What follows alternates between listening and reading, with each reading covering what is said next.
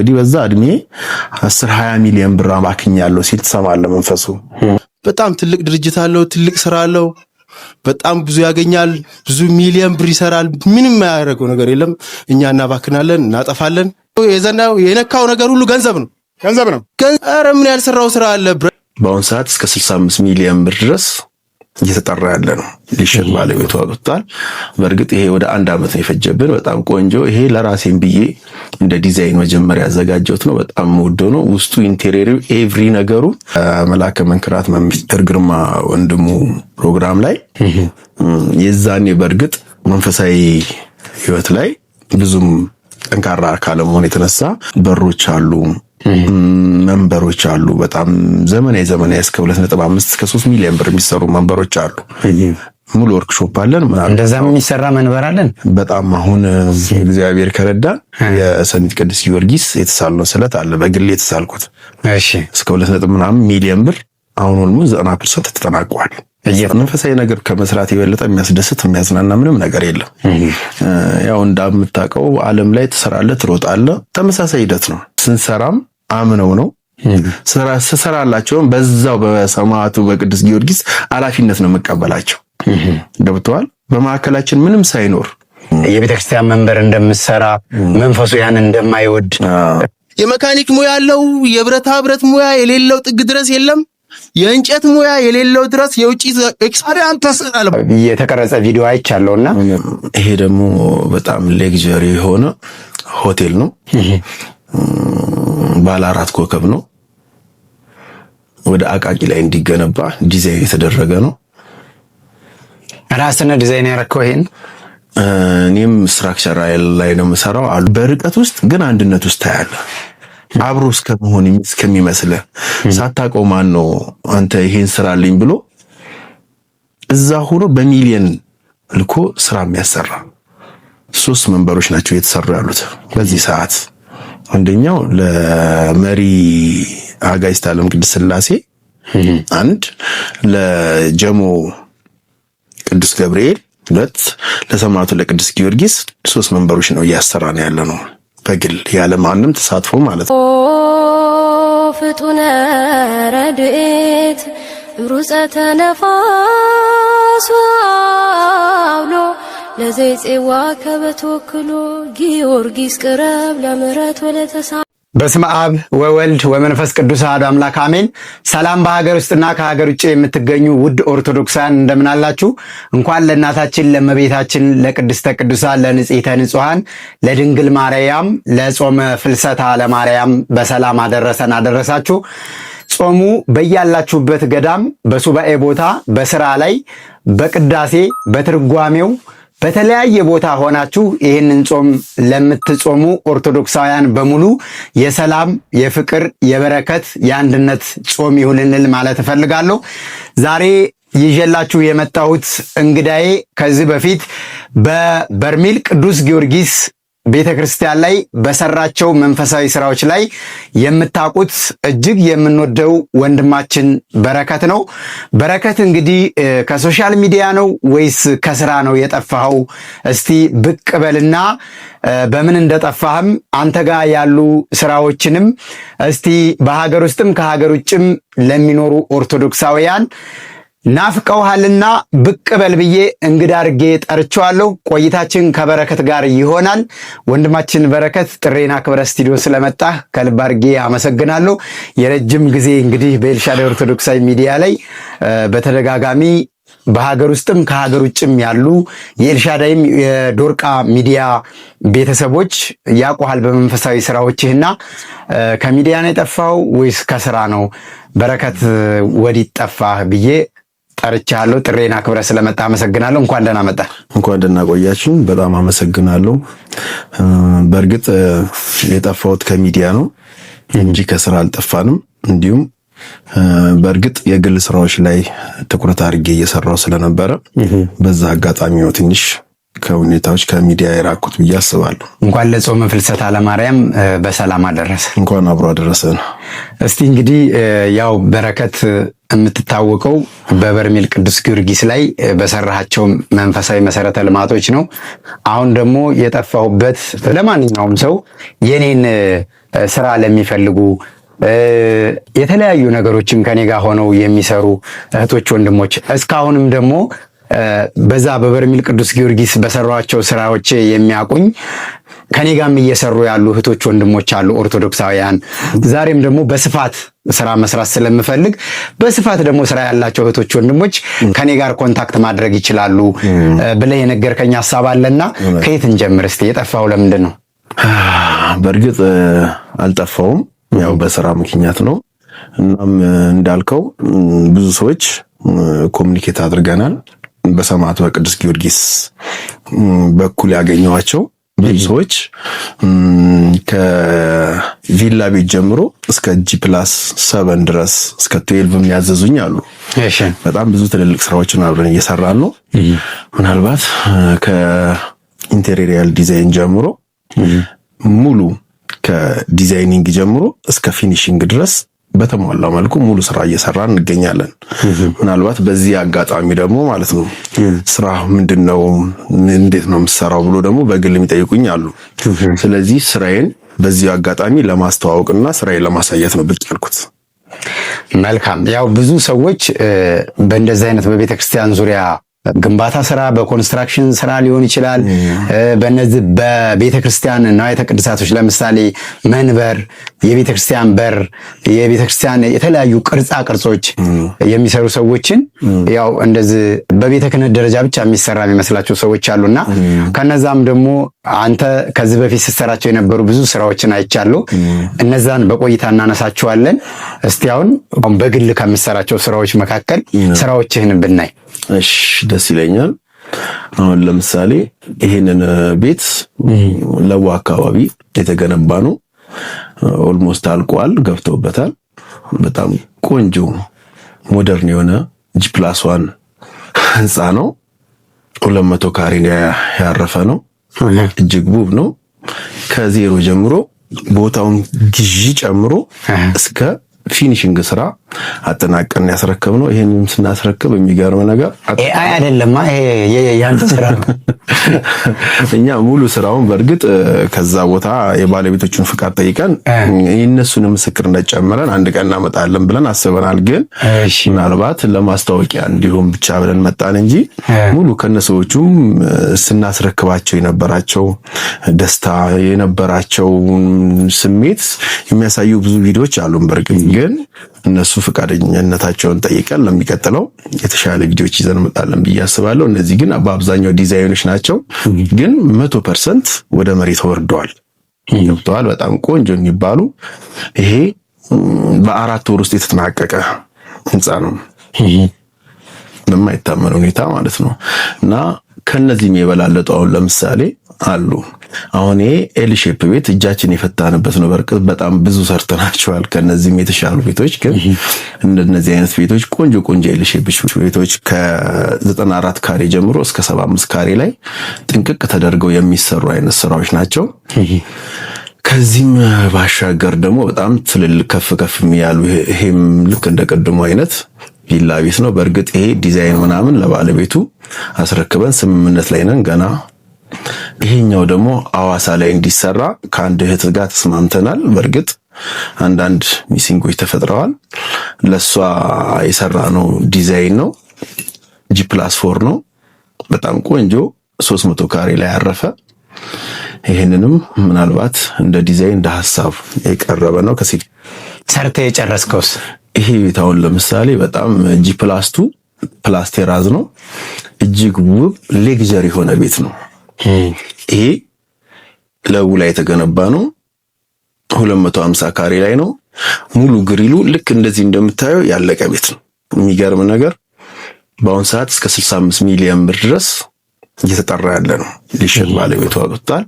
በእርግጥ ይሄ ወደ 1 ዓመት ነው የፈጀብን። በጣም ቆንጆ ይሄ ለራሴን ብዬ እንደ ዲዛይን መጀመሪያ ያዘጋጀሁት ነው። በጣም ወዶ ነው። ውስጡ ኢንቴሪየሩ ኤቭሪ ነገሩ በጣም ውብ ይሄ ነው። እንዴት ብዬ ልግለጸው? በቃ ቆንጆ ቅልጥፍ ያለ ቤት ነው። በጣም በጣም የሚያምር ቤት ነው። ምናልባት እንደዚህ አይነት ነገሮችን ለሚፈልጉ ሰዎች ካሉ ይሄን ዲዛይን ኮፒ ማድረግ ስለሚቻል መልሰን ለሌሎችም መዋል ይችላል። በጣም ቆንጆ ቤት ነው። ይሄ አልቆ የተጠናቀቀ ቤት ነው። ሽያጭ ላይ ቀርቧል። ቲክቶክ ላይም አንዳንድ ቲክቶኮች ላይ የታየ ነው። ይሄም የአሁኑ አይነት ሞደርን አይነት ስራ ነው። ይሄ ደግሞ በጣም ሌግጀሪ የሆነ ሆቴል ነው። ባለ 4 ኮከብ ነው።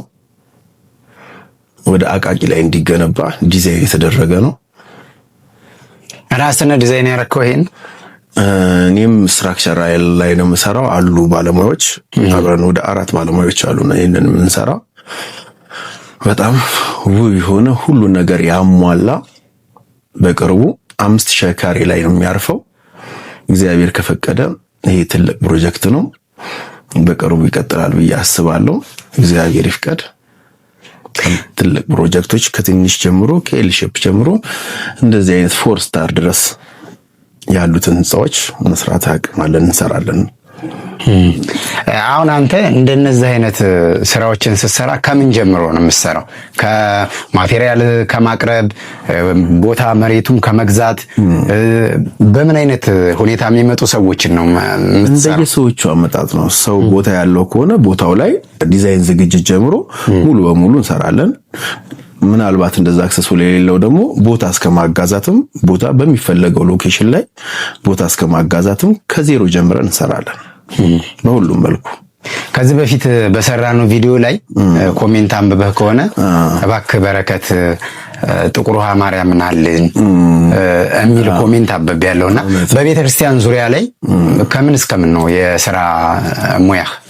እውነት ለመናገር በየትኛውም የሙያ ስራ ውስጥ 100% የተጀመረው ስራ ከግንባታ ጀምሮ እስከ ፊኒሺንግ እስከ ኢንተሪየር ድረስ ሙሉ በሙሉ አጠናቀን እናስረክባለን።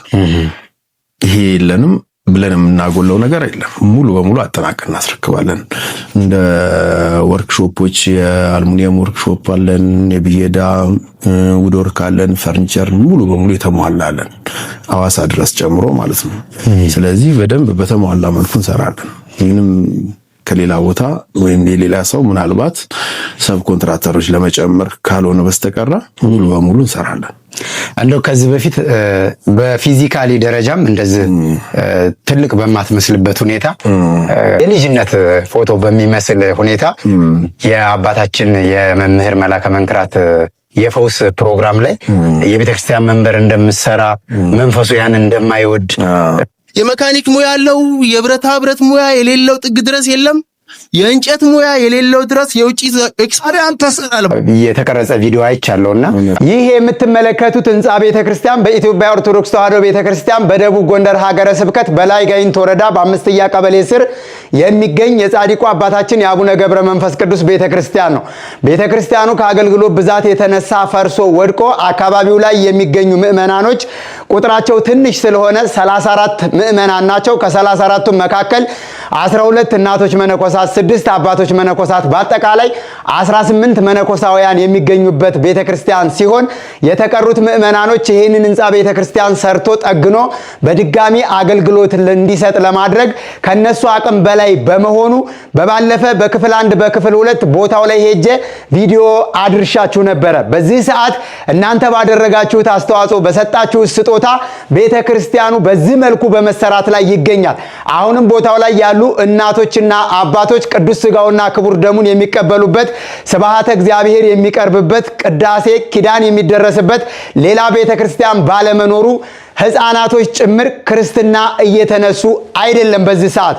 ስለዚህ ይህ ቤተክርስቲያን ተጠናቆ ለአገልግሎት እንዲበቃ የእናንተ እርዳታ አሁንም ስለሚያስፈልግ በሀገር ውስጥና ከሀገር ውጪ ያላችሁ የጻድቁ አባታችን የአቡነ ገብረ መንፈስ ቅዱስ ወዳጆች የቤተክርስቲያኑ ህጋዊ አካውንት ከታች በቪዲዮ ስር አስቀምጬላችኋለሁ።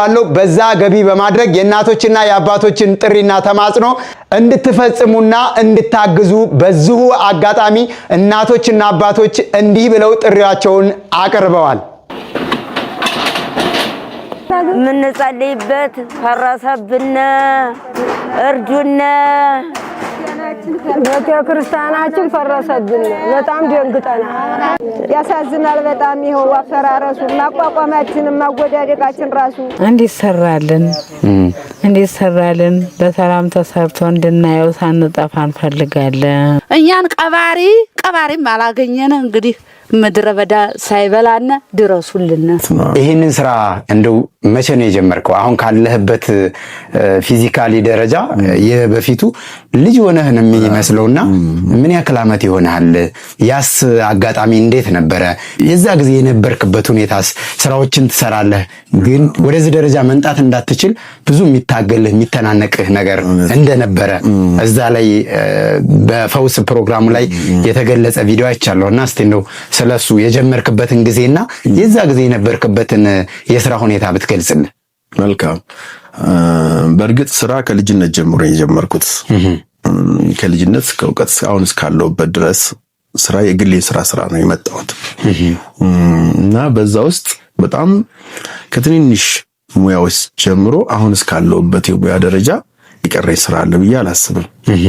በጣም በቃ ህይወቴ ሁሉ በጠቅላላ በሙያ ውስጥ ነው እና የዛኔ እንዳልከው የመላከ መንክራት መምህር ግርማ ወንድሙ ፕሮግራም ላይ የዛኔ በእርግጥ መንፈሳዊ ህይወት ላይ ብዙም ጠንካራ ካለመሆን የተነሳ ያው ልጅነቱም አለ፣ ስራ ላይ ነው ሩጫው። ግን ወደ መንፈሳዊ ነገር ስንመለስ እሳቸው ለኔ ትልቅ አባት ናቸው። ብዙ ነገሮችን ራሴን እንዳውቅ ስለ መንፈሳዊ ጦርነት ስላየ አንዳንዱ የህይወት ማንነት ነገሮችን ማገናዘብና መረዳት የጀመርኩት ከዛ ፕሮግራም በኋላ ነው እና እሳቸው ጋር እግዚአብሔር ይመስገን ያንን በየረር ስላሴ ነበር ያ ፈውስ ፕሮግራም የተከናወነውና እንደዚህ ነው ብዬ ነው ከዛ በኋላ ራሴን ማየት መገምገም የጀመርኩት። ከዛ በኋላ ነው ወደ መንፈሳዊ ነገር የገባሁት እና የመጀመሪያም የዛኔ ነው ለየረር ስላሴ የመንበር ስጦታ ራሳችን እዛው ወርክሾፕ ስለነበረን እዛ ወደ 200 በሰዓቱ ወደ 250 ሺህ ብር የሚገመት ነበር በሰዓቱ መንበሩ ማለት ነው። እሱም በራሳችን አሰርተን በሶስተኛው ወሩ አስገባን። እግዚአብሔር የተመሰገነ ይሁን። የዛኑም ቀን ብዙ ነገሮች ተከናወኑ።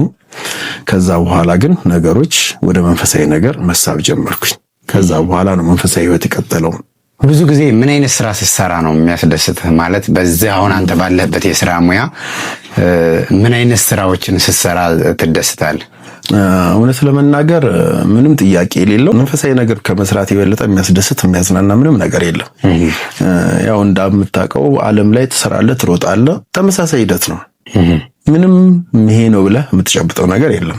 አዎ ገንዘብ ትይዝ ይሆናል፣ ታይሆናል፣ የፈለከውን ታረጋለህ። ከዛ በዘለለ ግን እንደ እርካታ እግዚአብሔር ቤት የምትሰራውን ያህል የሚያስደስት ነገር በህይወት ውስጥ ምንም የለም።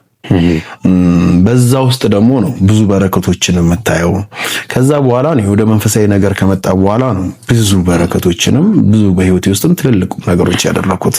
የዛኔ እንግዲህ የሳቸው ፕሮግራም ላይ ካየ እንግዲህ በዛ እድሜ 10-20 ሚሊዮን ብር አባክኛለሁ ሲል ትሰማለህ መንፈሱ። በጣም ትልቅ ድርጅት አለው፣ ትልቅ ስራ አለው፣ በጣም ብዙ ያገኛል፣ ብዙ ሚሊዮን ብር ይሰራል። ምንም የማያደርገው ነገር የለም። እኛ እናባክናለን፣ እናጠፋለን። የነካው ነገር ሁሉ ገንዘብ ነው። ኧረ ምን ያልሰራው ስራ አለ? ብረት ስራ ያለው የእንጨት ስራ በቃ አለ የሚባል የውጭ የሚመጡትን ዕቃ ተክቶ ይሰራል። በአሁን ሰዓት በአገር ደረጃ በማህበር 2ኛ ደረጃ ነው የወጣው በኢትዮጵያ። ምን ያህል ብር አጠፋችሁበት? 20 ሚሊዮን ይሆናል ያጠፋችሁ? አዎ እንግዲህ በዛ ሰዓት በጣም ብዙ ብር ነው እና የማገኘውን ገንዘብ ቁጥሩን አላውቀውም ነበር። በቀን 50 ሺህ 100 ሺህ የማገኘውን አላውቅም። በጣም ብዙ ስራዎች ነበሩኝ። በጣም ትልልቅ ወርክሾፖች አሉኝ፣ ጨረታዎች ሰራለሁ፣ ፈርኒቸሮች አሉኝ። በጣም በቃ ትልልቅ ስራዎች፣ ስፔር ፓርቶች ምናምን ብዙ ነገሮች ነበሩ እና ለኔ ምንም አይደለም። በቃ በሰዓቱ ምንም አይነት ያው የልጅነትም ግንዛቤው ስለሌለ ገንዘቡ ይመጣል፣ በረከቱ የለም። ገብቷል። ስለ አስራትም ስለምንም የነበረ ግንዛቤ አናሳ ነበር። ግን እግዚአብሔር ይመስገን ከዛ በኋላ ግን ወደ ሲስተም ውስጥ ስትገባ ወደ መንፈሳዊ ነገር ሲገባ ከአስራት በኩራት ሌሎች ነገሮች ሲስተካከሉ ያ ነገር መስተካከል ጀመረ። እግዚአብሔር የተመሰገነ። ዛሬ አሁን ጥሩ ደረጃ አሁን እነዚህ በምታያቸው ደረጃ ለዚህ በቅተን አሁን አልፈን ተርፈን የሰው ቤቶችንም ወደ ኮንስትራክሽን ገብተን ትልልቅ ስራዎች እየሰራን ነው። እግዚአብሔር የተመሰገነ ይሁን እና አስደሳች ከምላቸው ነገሮች ግን ከምንም በላይ መንፈሳዊ ነገር ላይ ያስደስተኛል በጣም። መልካም እንግዲህ ይሄ ሚዲያው ያው መንፈሳዊ ኮንቴንት ነው። አንተንም ከዚህ በፊት ሰዎች የሚያውቁህ በመንፈሳዊ ፕሮግራም ነው። እውነት ነው። እንደው ሰዎች ይህንን ስራ ለማሰራት ፈልገው ወደ አንተ ቢመጡ በቀጥታ ስልክህም ስለሚቀመጥ ብዙዎቹም ስለሚያውቁ እንደው ቃል አፈጻጸም ላይ የስራ አፈጻጸም ላይ ስራ ሊያዘገይ ሊያጓትት የሚችለው ምን አይነት ነገር ሲከሰት ነው? እንደው ከሰዎች ጋር ባሉትና ባልካቸው መንገድ ስራውን ጥንቅቅ አድርጎ ለማስረከብ አዳጋች የሚሆነው ምን አይነት ነገር ነው? እና ቃል አፈጻጸም ላይ በረከት እንዴት ነው? አዎ ያው እንግዲህ ስለራስ ማውራት ሊሆን ነው። እግዚአብሔር ይመስገን። ግን እኔ በተቻለ መጠን በህይወቴ ከምጠነቀቀው ከምፈራው ነገር ቃሌን ነው። ማላደርገውን ነገርም ቃል አልገባም። እስከምጨርሰውም ድረስ ደግሞ ለሰውየው ላልነግረው እችላለሁ በግሌ ሲሆን፣ ግን ለገባውበት ቃል ግን 100% እኔ እንጃ እንቅልፍም አይወስደኝም ያን ነገር እስከምጨርስ።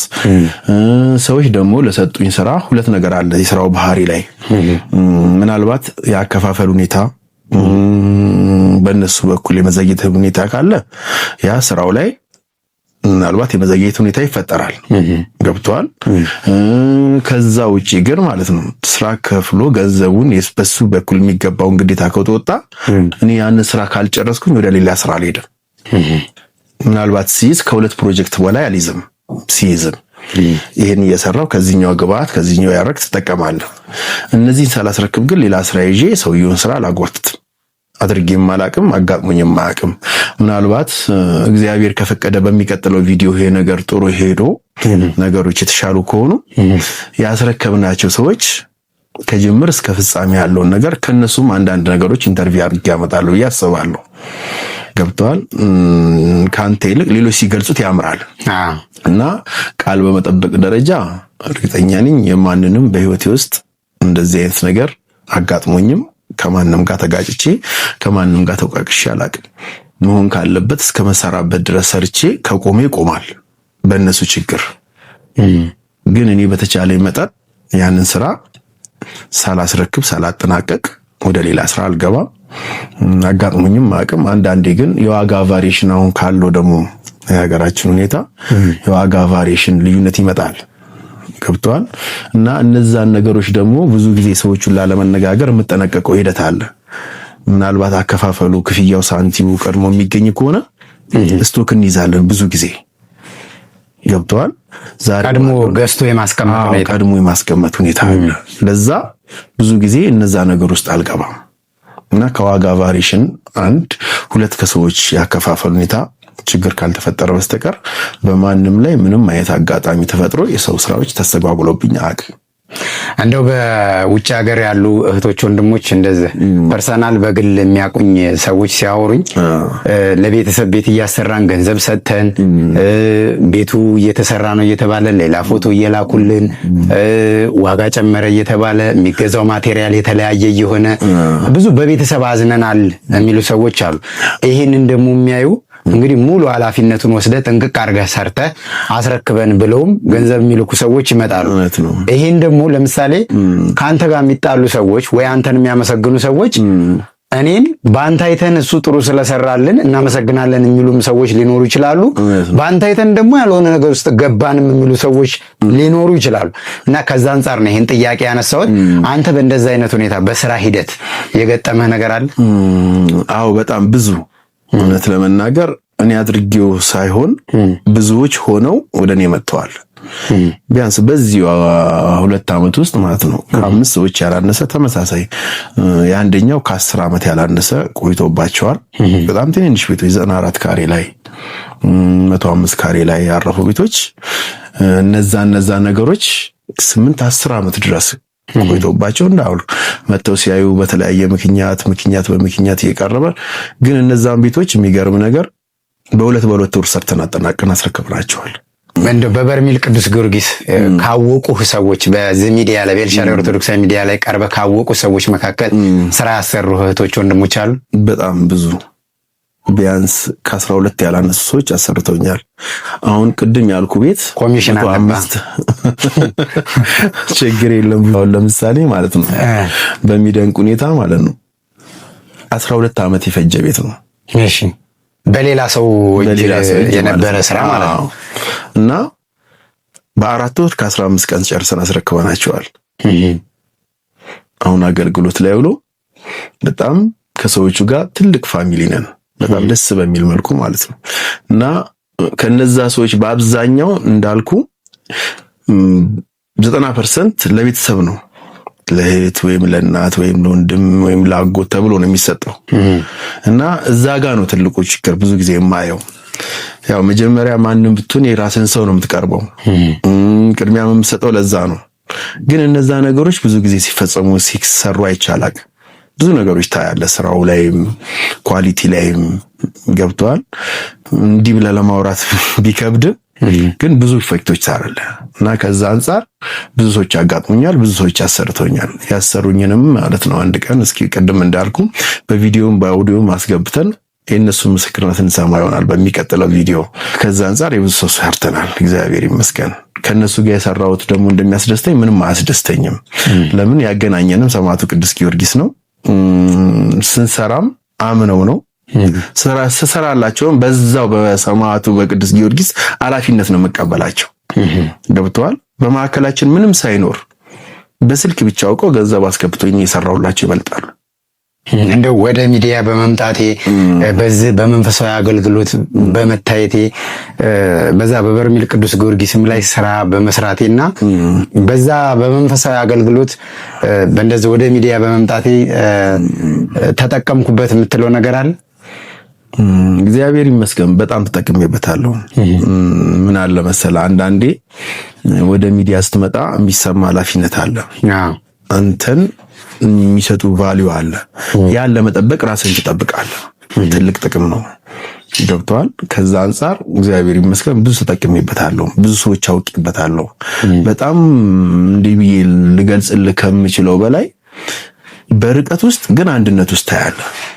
አብሮ እስከመሆን እስከሚመስልህ ሳታውቀው ማን ነው አንተ ይሄን ስራልኝ ብሎ እዛ ሆኖ በሚሊየን ልኮ ስራ የሚያሰራ። ስለዚህ ይሄ ትልቅ ጥቅም ነው። እግዚአብሔር ይመስገን። መታመኑ ትልቅ ጥቅም ነው፣ ትልቅ በረከት ነው። እና ይሄ በጣም ከጥቅም በላይ ነው። በጣም ነው ደስ የሚለኝ እና እግዚአብሔር የተመሰገነው። ብዙ ሰው አፍርቼበታለሁ፣ ብዙ ቁም ነገሮችንም አይቼበታለሁ። እና ከዛ አንፃር ያለን ቦንድድ ያለን ቅርርብ በጣም ቆንጆ የምትለው በቃ ፋሚሊያስ እስክንተያይ የምንነፋፈቃቸው ሰዎች ብዙ አሉ። አሁን በጣም ብዙ እግዚአብሔር ይመስገን። አሁን ከዚህ ከስራህ ጋር ተያይዞ ለምሳሌ በግላቸው ቤት ማሰራት የሚፈልጉ ቦታ መግዛት የሚፈልጉ ጠቅላላ ከቦታ ግዢው እስከ አጠቃላይ ግንባታና ፊኒሺንግ ሁሉን ነገር አጠናቆ እስከ ማስረከብ ድረስ የምሰራቸው ስራዎች እንዳሉ ሆኖ አንድ የቤተክርስቲያን ስራ ሰው ማሰራት ቢፈልግ ሙሉ ባይሆንም ቤተክርስቲያን ላይ የሆኑ ነገሮች አሉ። ለምሳሌ ከነዋያተ ቅድሳት ከግንባታም ከምንም በቤተክርስቲያን ላይ የሆነ ድርሻ ወስዶ በአንተ በኩል ስራ ማሰራት እህቶች ወንድሞች ቢፈልጉ ምንድን ነው የምትሰራው መንፈሳዊ ነገር ላይ ቤተክርስቲያን ላይ? ለምሳሌ ኦኬ መልካም። ቤተክርስቲያን ላይ ከቤተክርስቲያን ሙሉ ግንባታ ጀምሮ እንሰራለን። ግን እንዳልከው ደግሞ በፓርት ለሚሰሩ ሰዎች የውስጥ ደግሞ አገልጋዮች ካልክ በሮች አሉ፣ መንበሮች አሉ። በጣም ዘመናዊ እስከ 2.5 እስከ 3 ሚሊዮን ብር የሚሰሩ መንበሮች አሉ። ሙሉ ወርክሾፕ አለን። እንደዛም የሚሰራ መንበር አለን። በጣም አሁን እግዚአብሔር ከረዳ የሰሚት ቅዱስ ጊዮርጊስ የተሳልነው ስለት አለ። በግል የተሳልኩት እሺ እስከ 2.5 ሚሊዮን ብር አሁን ሁሉ 90% ተጠናቋል። እየተሰራ ነው። አሁን ቤተክርስቲያኑ ሊመረቅ ነው። ያን መንበር በግሌ ነው ስለት የማስገባው እና አለ መንበር እስከ 3.5 ሚሊዮን ብር የሚሰሩ መንበሮች አሉ። እጅግ ቆንጆ መንበሮች ማለት በእንጨት ነው? በወርቅ ነው? በብር ነው? በእንጨት ነው። ግን እንጨቱ በጣም የበሰለ ሐዋሳ አካባቢ በጣም አሉ እንጨት ቆንጆ እንጨቶች ከዋንዛ ነው 90% የሚሰራው 100% ማለት በሚቻል ደረጃ በዋንዛ ነው። በበሰለ ዋንዛ ነው የሚሰራው። እያንዳንዱ ቅርጽ ግን በጣም ፕሮፌሽኑን በጠበቀ ባለሙያ ነው የምንሰራው። በጣም ፐርፌክት ነው። በጣም ያምራል። ለሚቀጥለው ደግሞ ከነስለቱ ከነመንበሩ አሁን የሚገባ ይሆናል። በእርግጥ ስለቱ ሳይደርስ አይደለም ስራው ሳይደርስ አላወራም ብዬ እንጂ 3 መንበሮች ናቸው የተሰሩ ያሉት በዚህ ሰዓት። አንደኛው ለመሪ አጋዕዝተ ዓለም ቅድስት ሥላሴ፣ አንድ ለጀሞ ቅዱስ ገብርኤል፣ 2 ለሰማዕቱ ለቅዱስ ጊዮርጊስ 3 መንበሮች ነው እያሰራን ያለ ነው በግል ያለ ማንም ተሳትፎ ማለት ነው። ስለዚህ እነዚህ መንበሮች እጅግ ዘመናዊና 3ቱንም ግን ስናስረክብ እግዚአብሔር ከፈቀደ ምናልባት አንድ ቀን ለሕዝብ ይፋ የምናደርገው ይሆናል። እንዳልከኝ ወደዛ ስመለስ ከቤተ ክርስቲያን ከበር ጀምሮ ከአልሙኒየም ጀምሮ ከብረታ ብረት ስራ ጀምሮ ከቤተልሔም ግንባታ ጀምሮ ኤቭሪ ነገር ቤተክርስቲያን ላይ የሚያስፈልጉ አጠቃላይ ነገሮች ሙሉ በሙሉ እንሰራለን። እኔ በጥያቄ ያላነሳሁት አንተ ቀረ የምትለው ህዝብ መስማት ማወቅ አለበት የምትለው የመጨረሻ ሐሳብ ካለ እድሉ ልስጥ። እሺ፣ አመሰግናለሁ። በእርግጥ ብዙም ያላነሳነው ነገር ባይኖርም እንደ ማስታወቂያ ሰዎች እንዲያውቁ ፈልገን ይዘን ከመጣችናቸው ነገሮች እዚህ ላይ አንዳንድ ነገሮች ኢንቴሪየሮችን በደንብ ከኢንቴሪየር ጀምሮ ከዲዛይኒንግ ጀምሮ ከግንባታ እስከ መጨረሻ ድረስ አንዳንድ ስራዎችን እያስገባ እናሳያለን። እሺ፣ ማንኛውም ሰው ለየትኛውም አይነት ቤት ኢንቴሪየር ቢፈልግ ከጂ0 እስከ ጂ12 ድረስ የፈለገውን አይነት ህንጻ ዲዛይን ማሰራት ቢፈልግ በራሱ ቦታ መግዛት ቢፈልግ ራሱ ቦታ ላይ ማሰራት ቢፈልግ ማንኛውም ሰው ከትምህርት ቤት ከዶሮ እርባታ ትልልቅ ድርጅቶችን ማለት ነው እንገነባለን፣ እንሰራለን። ምናልባት ከዚህ በኋላ ጎን ለጎን በረከት ማን ነው ለሚሉ ሰዎች በረከት ከብዙ በጥቂቱ ኮንስትራክሽን ውስጥ ያለ ወጣት ነው። ከሰማዕቱ ቅዱስ ጊዮርጊስ ስራ በተጨማሪ የግል ስራውን ደግሞ በእንደዚህ አይነት መልኩ የሚሰራ አንድ ወጣት ነው ብዬ አስባለሁ። መልካም። እሺ፣ የዛሬ እንግዲህ ስለነበርክ እጅግ አድርጌ አመሰግናለሁ። በመጥፋት ሰዎች በእኔም በግል የሚያውቁ ሰዎች የሚጠይቁ ስለነበረ በዚህ መልኩ መግለጽህ ጥሩ ነው ላንተ፣ በተለይ ለወደፊት ስራዎች ብዙ ነገር ያው በእንደዚህ አይነት ሁኔታ ላይ የምትሰራቸውን ስራዎች ማሰራት የሚፈልጉ ሰዎች ይመጣሉ። በቤተክርስቲያን ዙሪያ በራሳቸው ዙሪያ የሚመጡ ሰዎች ይኖራሉ። በእንደዚህ ደግሞ ስለምትሰራቸው ስራ ግልጽ አድርገህ ስታወራቸው ወደ አንተ ከመደወላቸው በፊት ይሄን መልእክት በደንብ ሰምተው ፍላጎት ያላቸው ሰዎች ናቸው ወደ አንተ የሚመጡት።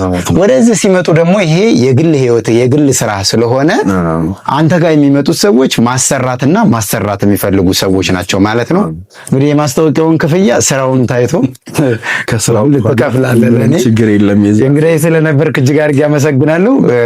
በቀጣይ ደግሞ በምትሰራቸው ስራዎች በምስጋና የተሰራላቸውም ሰዎች እንደዚህ ደግሞ ለቤተክርስቲያን ቃል የገባቸው መንበሮችም ሲፈጸሙ በርክክብ ላይ ያው እንደ ዶርቃ ሚዲያ እንከታተላለን። ሰብሰብ አድርገን መረጃ ይዘን እንመጣለን።